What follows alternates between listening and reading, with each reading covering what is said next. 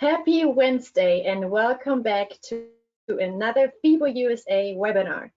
I really hope you're doing well and are ready to learn about the superpowers of health. My name is Maike. I'm the Industry Relations and Content Manager for FIBO USA, and I will be your host for the session. But before we start, I really want to share some housekeeping notes. First of all, I want to let you know that we are recording this webinar and that we are sending out an email with the recording to you tomorrow. If you are having difficulty hearing us today and you are listening through a computer, please make sure that your speaker volume is turned up. If you're still facing any issues, you can always message us through the chat box, which is located on the right side of your screen. You can also ask questions through that same chat box at any time, even though we will have designated time for Q&A towards the end of the session. But now I would like to introduce our speaker, Adita Lang. Adita is a 30-year veteran in the fitness industry. She holds a degree in holistic nutrition, is a certified holistic lifestyle coach, author and speaker, as well as mom of two. Adita is driven to help you live a healthy, inspired, and happy life. And today, she will share easy ways to boost our immune system and health. I'm really excited, and that being said, welcome, Adita. We're really happy to have you. Oh, thank you for having me. This is going to be so much fun, guys. So we are going to learn how to become superhuman because that's really what we do. We are going to feed our body. We're going to take care of our body. We're going to move our body because we have the ability to do anything we want to do. And in today's presentation, I want to make sure you get all of that.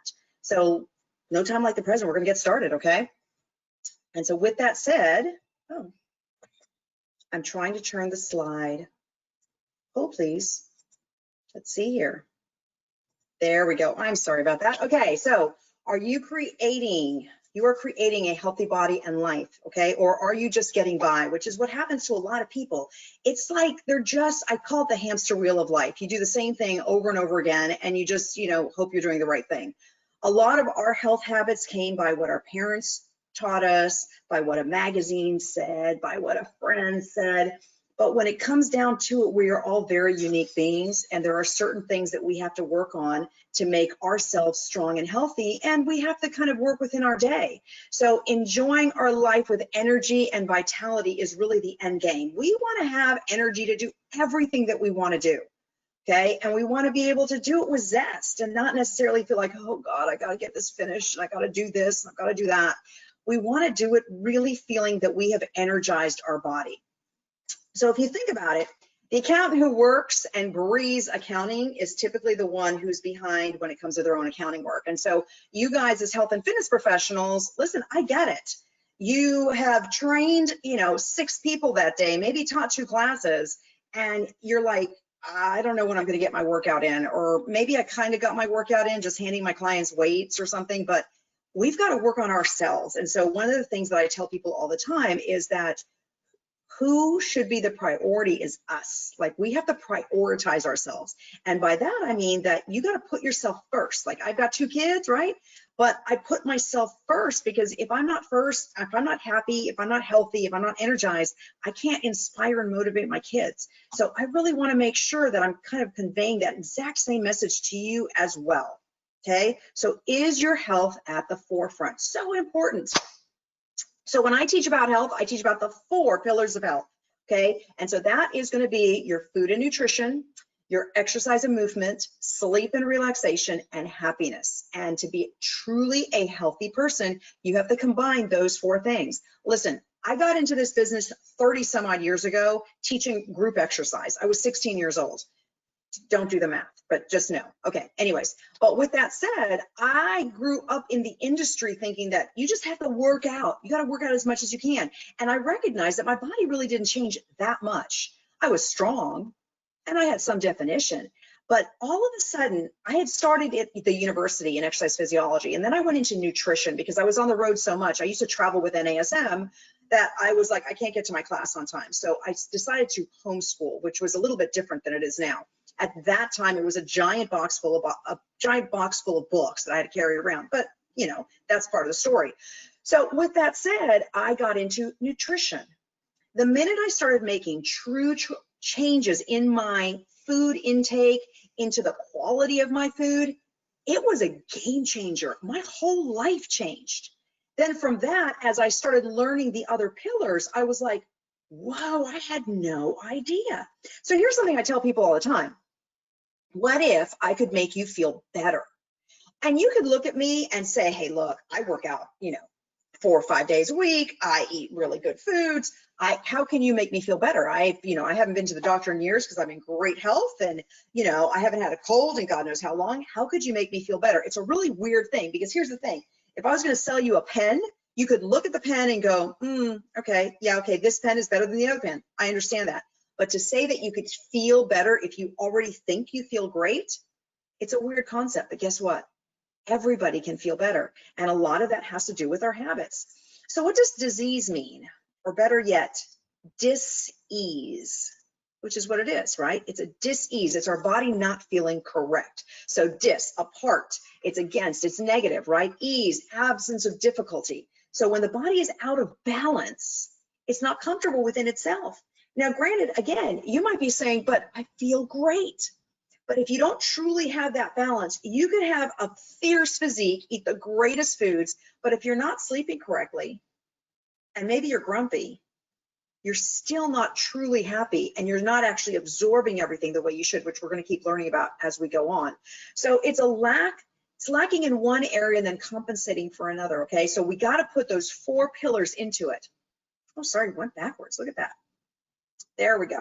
Okay, so the keys to creating ease is among the 4 pillars, and that's what we're going to discuss.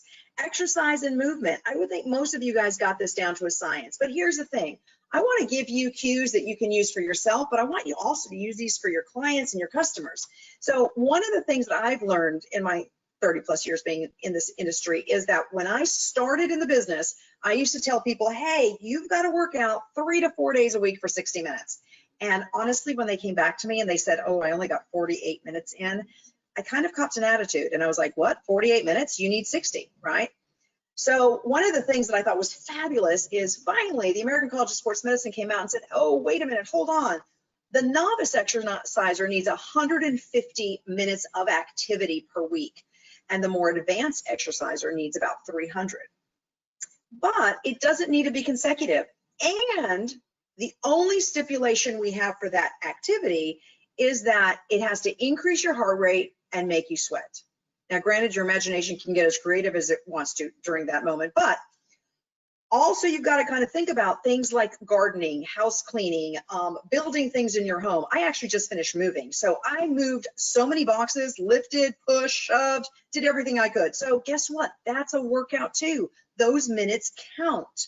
And so that's a really important thing to know. Friends of mine for years have made fun of me for how fast I walk. Well, guess what? That's part of my activity.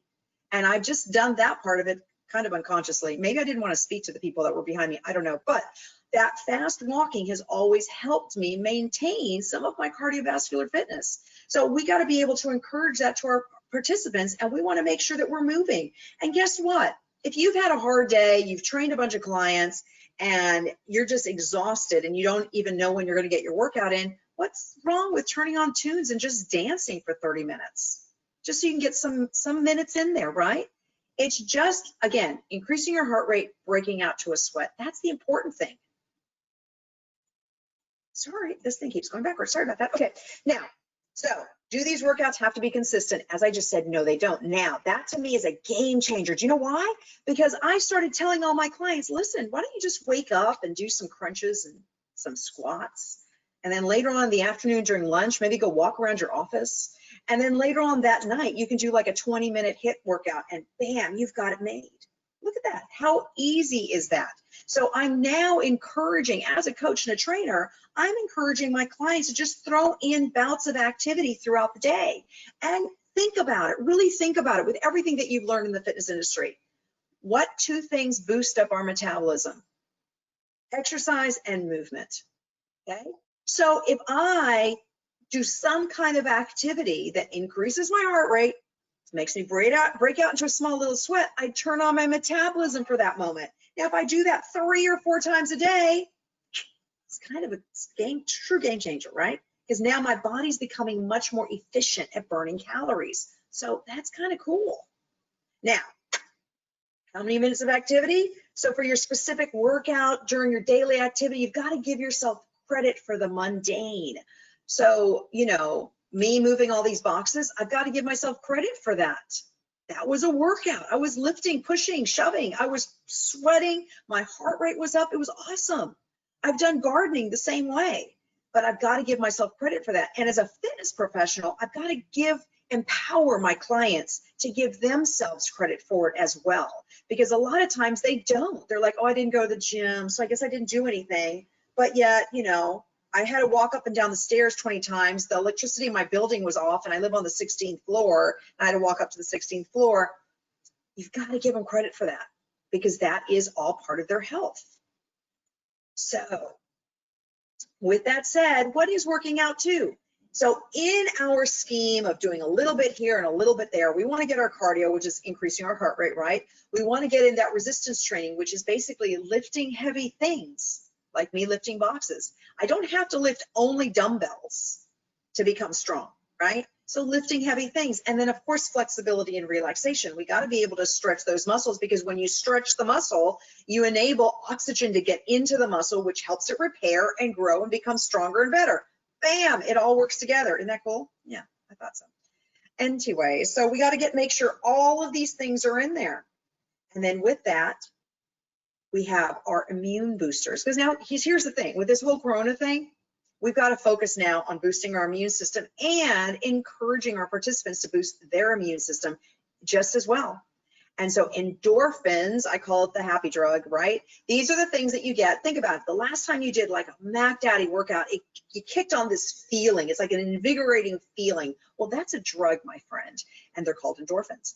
And that drug will boost up your immune system. Now, that same drug, though, can happen from laughing. Do you remember the last time you laughed so hard that you cried?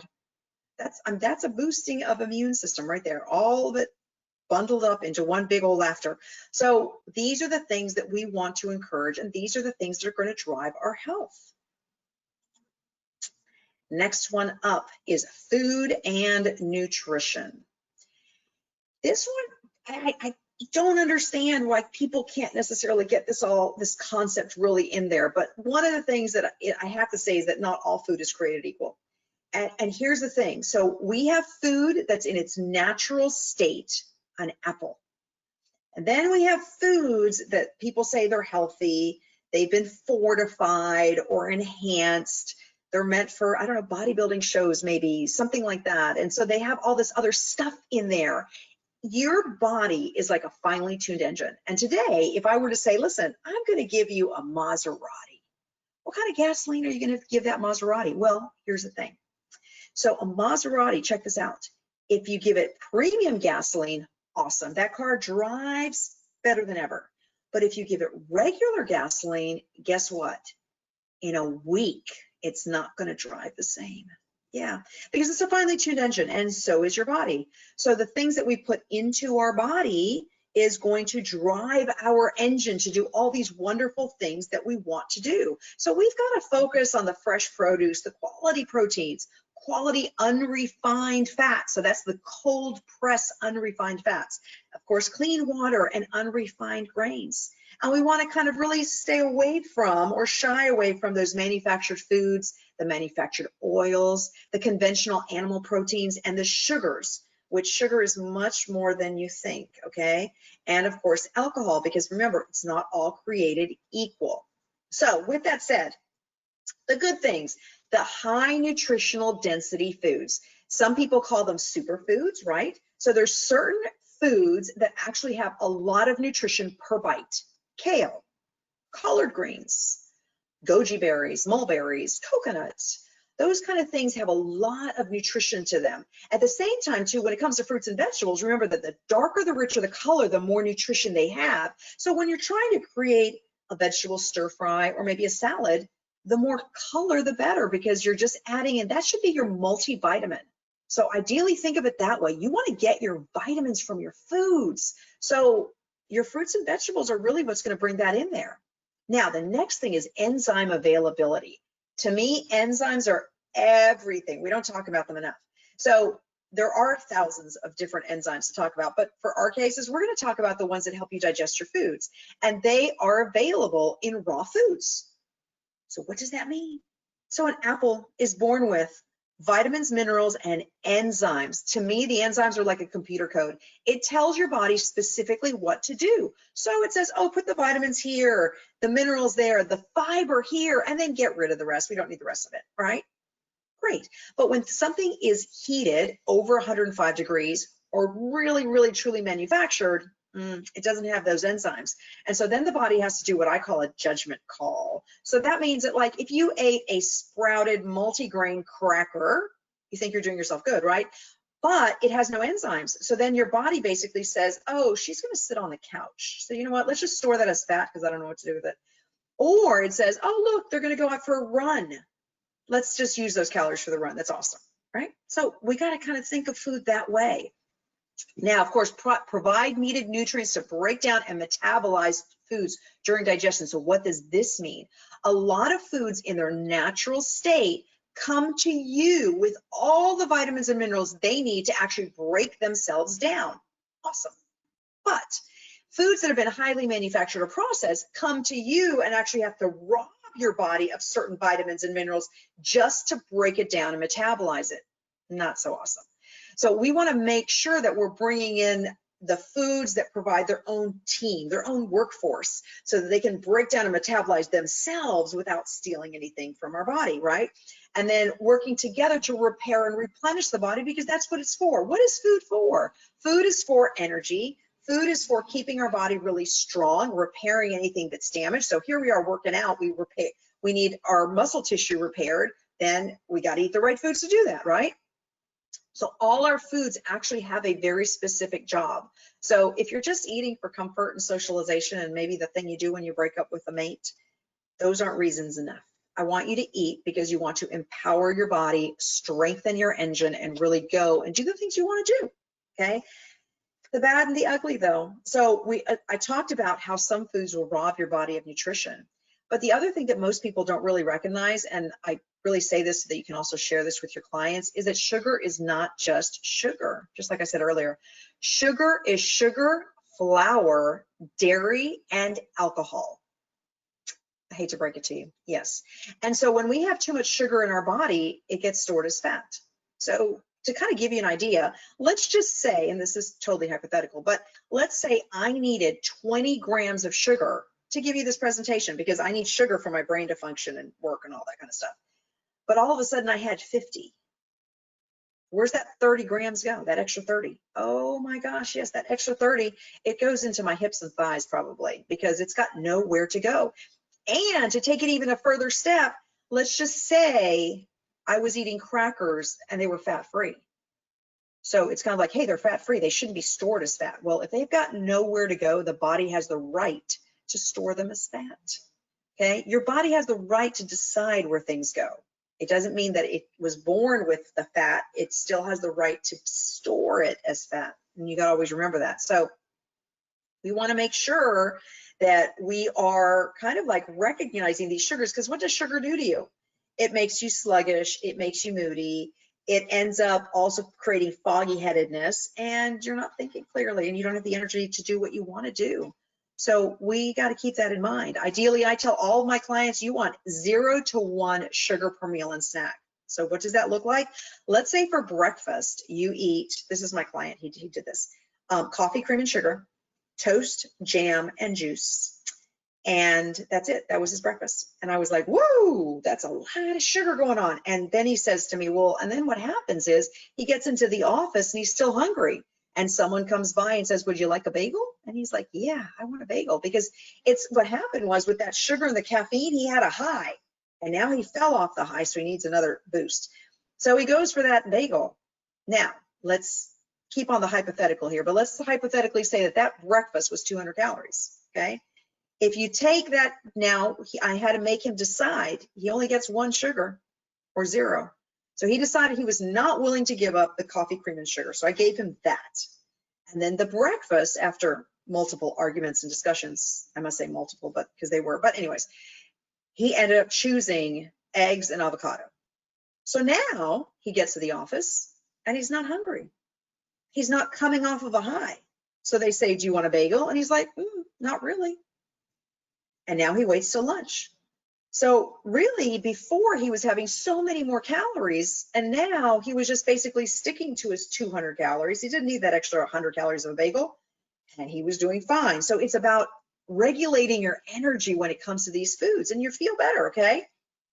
The other bad thing too is that a lot of these manufactured and processed foods, guess what? They create cholesterol. So things like corn syrup and high fructose corn syrup, when you're digesting it, it actually creates these little nicks and scratch in your arteries because it's so hard to break down that guess what? Your body creates cholesterol, kind of like spackling for a wall to repair that damage. And with time, it gets fuller and fuller and fuller, and that's a bad thing, okay? And then the last thing here, of course, is things are stored as fat when they're not needed. So if I'm having too many sugars, it's going to be stored as fat, and we don't need that. So we got to keep that in mind. So remembering about the sugar, flour, and dairy, but then here's one more thing with that. I hate to break it to you, but sugar does suppress your immune system for up to 5 hours. Yeah, not pretty. And so what does that mean? I'm going to give you a really good explanation. Behind me, you can see the greenery. I hope you can see me, the greenery. So let's just say I invited 10 people over for us to work in my garden. We were going to move bags of dirt. We were going to replant plants, and we were working in the garden. We're going to call that the immune system, okay?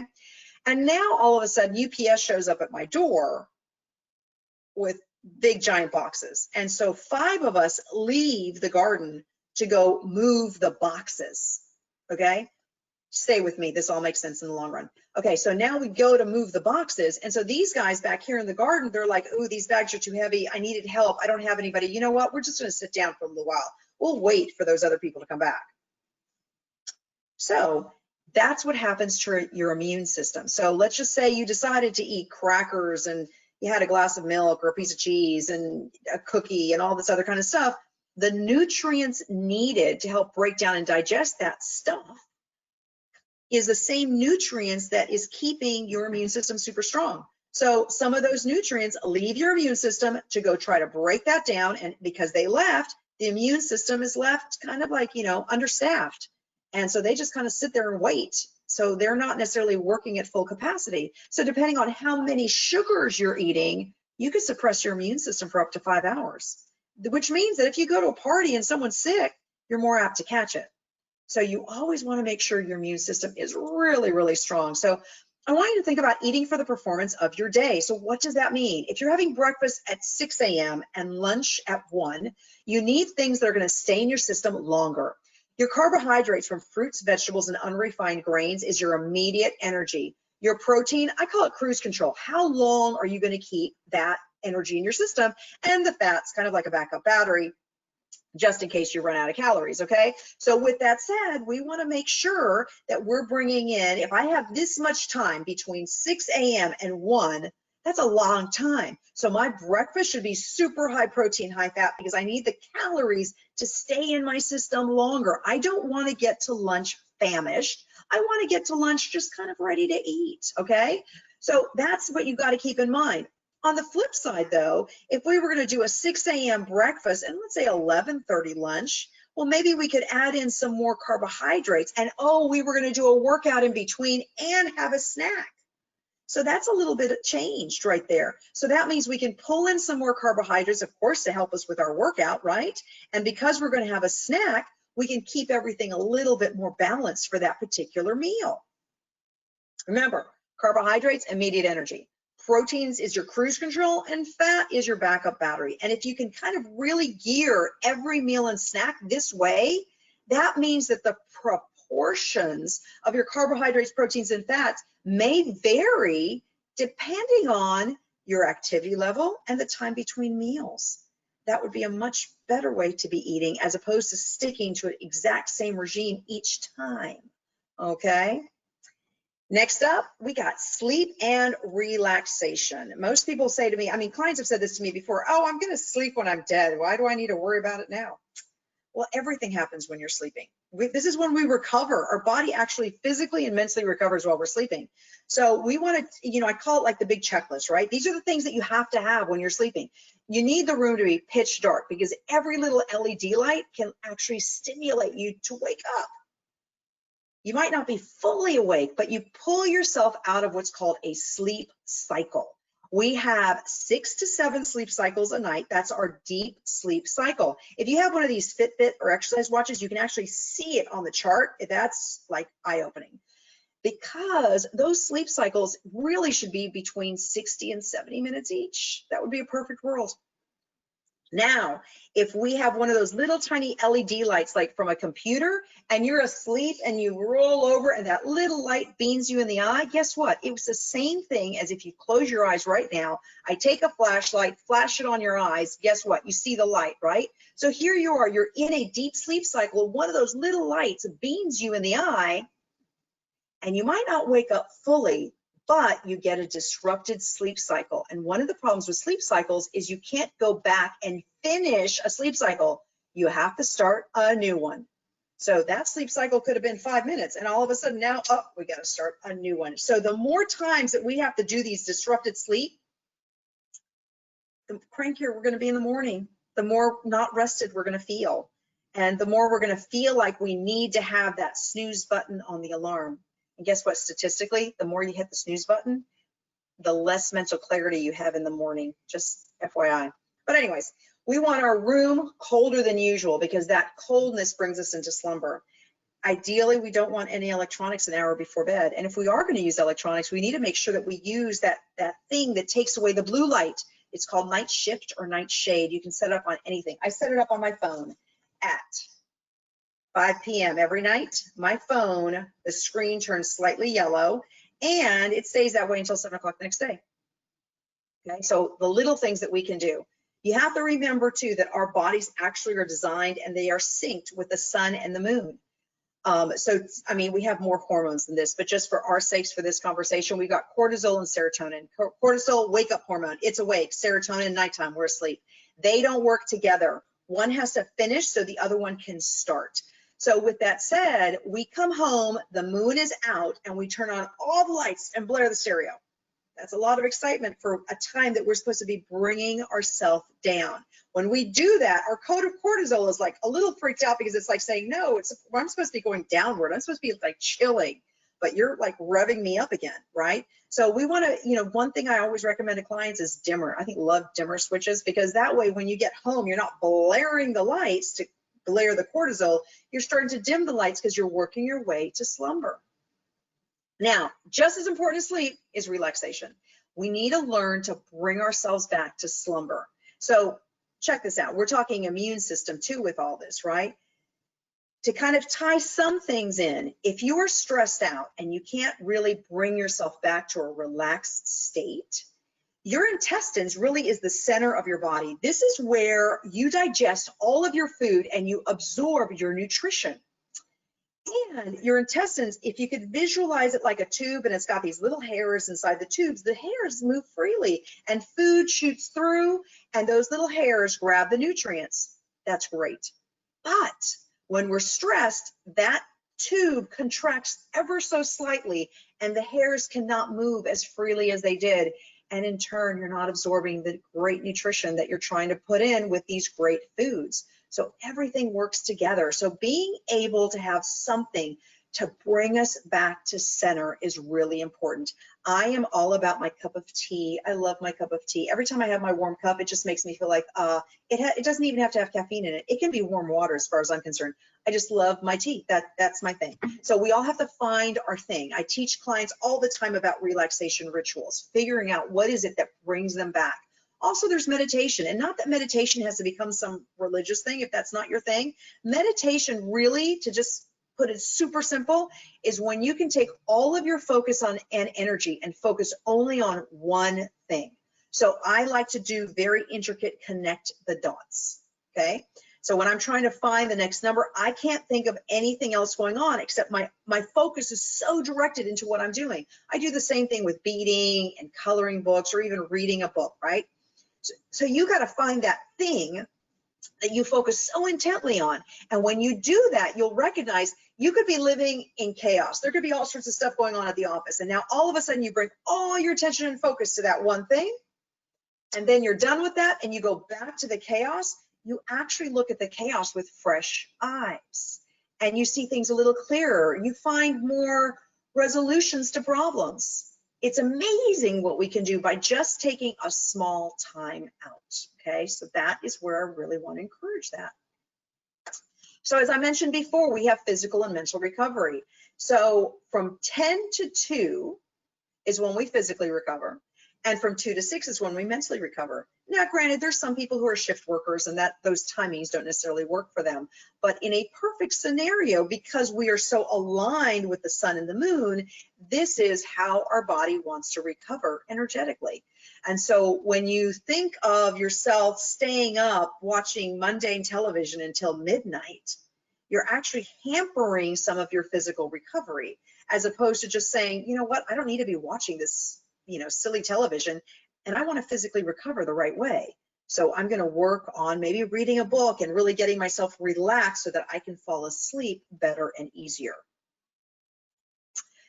So if you wake up needing a boost, your sleep was not as sound as you thought it was. And that is so very, very, very true. So if you get up, or think about this morning, when you got up, do you get up, like does the alarm wake you up, or do you wake up before the alarm? And when you do wake up, do you wake up feeling like, oh, I need a crowbar to get me out of this bed, or do you wake up going, you know what, I think I'm ready to get up? So that, I think I'm ready to get up kind of scenario, that's the ideal situation. That means you have had some really good deep sleep. But if you're waking up like, oh God, someone pull me out of this bed, I don't think I can do that, then you've got to really look at your sleep pattern, and your sleep cycles are probably not getting the benefit of true deep sleep for an extended period of time. And we need that so that we can really, again, recover just the way we want to. Now, one of the things I talk about is relaxation rituals with all my clients, and I share this with you because I try to encourage people to do this. So getting a really pretty little notebook. I know you guys really don't care if it's pretty or not, but the girls do. And on every page of the notebook, you only write one thing. So mine would say, drink a cup of tea, do some beading, read a book, a coloring book, all these things that I enjoy doing, right? And so when I feel stressed out or overwhelmed, or I got too much on my plate, and I recognize, wow, I can take, let me see, I can give myself 5 minutes.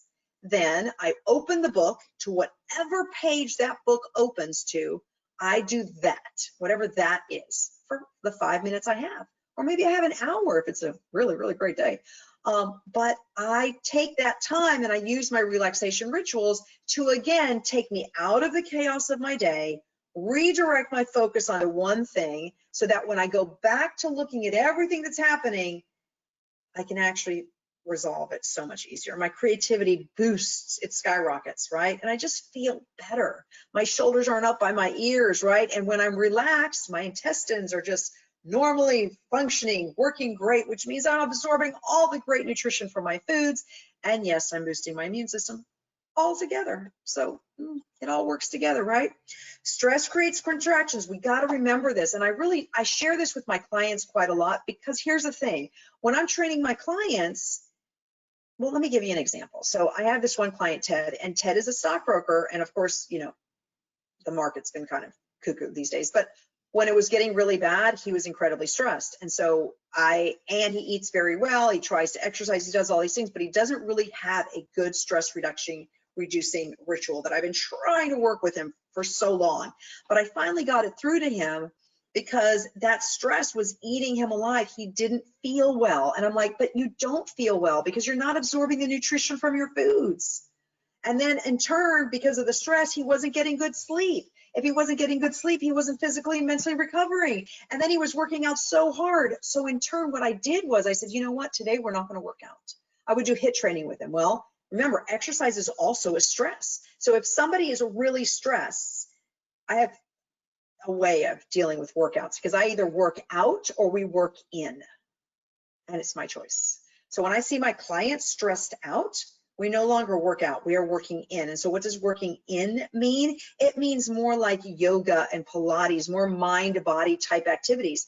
They can still be a strong workout, but yet they're so mind-driven. There's so much focus going on with the mind and their form and technique and their breathing, that then they relax their bodies, and it's not stressing them out even more. It would be a disservice if I took my little stressed out stockbroker and made him punch the bag. It sounds great, it sounds wonderful, but all I'm doing is adding more stress and more angst to his internal life. And I want to make sure that I can kind of get him to diffuse, okay? So our last piece to this puzzle, my friends, happiness and joy. And I know it doesn't sound like where does that come in to really health, but it does. Remember earlier I said to you, when was the last time you laughed so hard you cried? Because you create what? Endorphins. Endorphins boost your immune systems, but endorphins also helps your muscles repair. It brings about and really enhances your health and your well-being. So that's an integral part of health, and we got to remember that. So we want to live life to the fullest, and we want to encourage our participants to do the exact same thing. We want to be grateful for everything that you do and have, and we want to laugh a lot. Here's a statistic for you, and this one just blows my mind. Do you know that children will laugh 400 times a day, yet adults only 15? You know, I do a lot of corporate lectures, and I did a corporate lecture, of course, before this whole, pandemic thing. But I did this corporate lecture. I had 100 and some odd people in there, and I asked them about when was the last time they laughed so hard they cried. And they kind of looked at me like, I don't know. And I'm like, are you kidding me? I'm like, come on, think about it. The last time that you laughed so hard you couldn't stop. Remember, think about it. You couldn't stop. The tears are rolling out of your eyes, and you literally can't stop. You almost feel like you're just going to be sick because you're laughing so hard. And what an amazing feeling that gave your body. And so we got to bring that back in, and we got to bring the laughter back in. And we got to start, don't sweat the small stuff. Be able to let some things go and not really take it so strong in our day. Have to live in the moment, because right now, this moment is the most important moment. And we got to live our life with passion. We got to go after the things that we really like to do, as opposed to feeling like, oh, I'm going to do this job again. I mean, think about it. I love what I'm doing, and hopefully I've been able to shine that out to you guys, and you've seen that, right? But if I didn't, and I sat here and I said, okay, we're going to talk about joy and health, it would be no fun. You wouldn't want to listen to me. You'd be bored. You'd fall asleep or leave, especially with a virtual thing. All you have to do is push cancel, right? We don't want to do that. So we got to live with passion and purpose, right? We want to work for purpose and not for a job. And if you want to truly motivate and inspire others, your joy should seep right through you, okay? That's so very, very important. And we want to make sure that we get that to everybody. So happiness boosts your immune system. I told you, it helps you relax, you minimize stress, right? When we're happy, we digest our foods better, then we get optimal health. Everything is working hand in hand together. And these 4 pillars is something that I share with you to share to others, because it all works together. We cannot just focus only on one of the pillars. It doesn't work that way. We have to focus on all of it, and that's going to make us really, really superpower strong. Hopefully you can see my mug. It says superpowers on it, because we want to be superpower strong. So what kind of questions do we have? Yeah, folks, if you have any questions, feel free to enter them in the chat box. Again, located on the right side of your screen. Great. Let's give people a couple minutes. Oh, there's the first one. So, Adita, somebody is asking, I feel like the more I exercise, the less results I obtain. Why do you think this happens? Well, again, it goes back to, you've got to combine those 4 pillars. So if you're just focusing on exercise, but you're not necessarily eating the right foods, or maybe the right proportions of foods, maybe you're counting calories. I had a client, she was counting calories all the time. She never lost weight.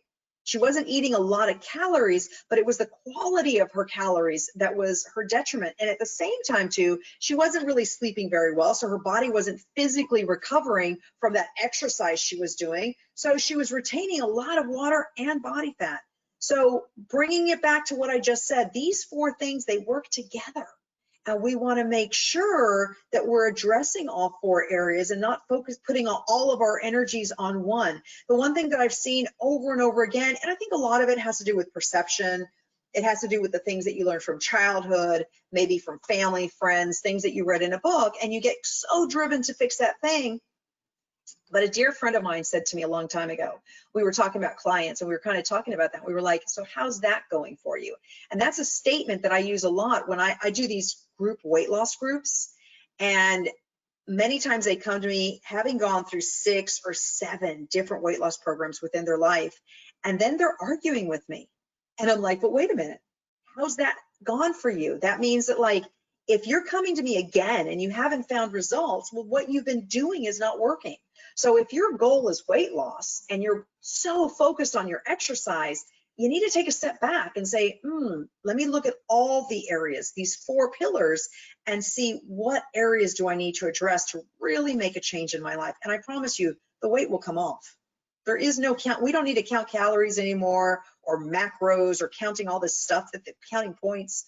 We need to work on the quality of our foods, the quality of our exercise, our sleep, and really taking a huge giggle out of all of it. Okay, what else do we got?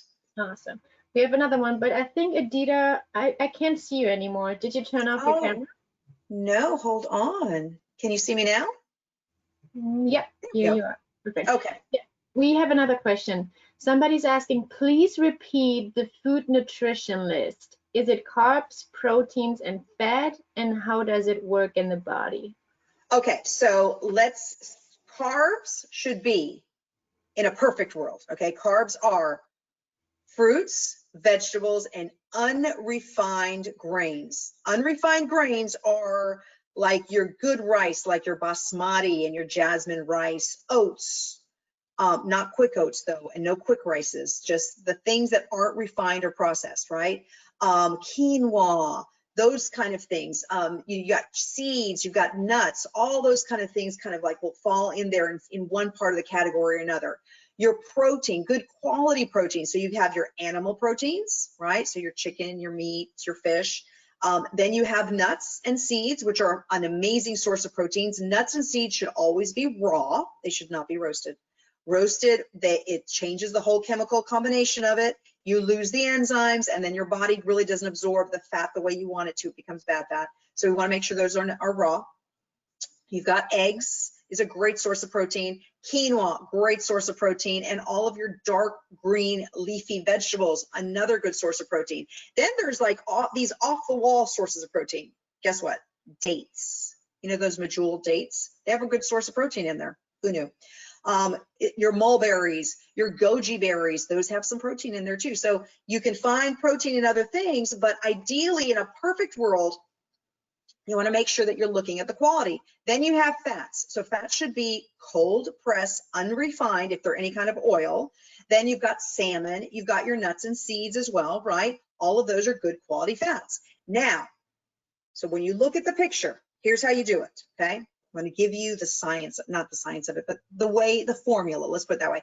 Okay, start off, this is how you're going to start. You're going to start off with approximately, don't get too crazy on numbers, but approximately 40% carbs, 40% protein, and 20% fat. And let's say you have that for breakfast and you get to lunch, and at lunch you're famished. Then that doesn't work for you. Because guess what? All of us here on this webinar today, we all break down and digest foods completely differently. And so some of us actually might need more protein in our day-to-day, and some might need more fat, and some might need more carbs. The key is for us individually to figure out what works for us. Nobody can tell us this. We've got to find it out on our own. So you have breakfast that way with the 40-40-20, and you get to lunch and you're famished, then you got to look back at breakfast and go, let me add in some more protein next time and a little bit less carbs. And now you try that and you get to lunch and you're like, ooh, I feel pretty good. Okay. And see, this has nothing to do with calories. So in theory, that breakfast could have been 200 calories, and it can still be 200 calories. It's just the proportions are moved around a little bit just to meet what you need.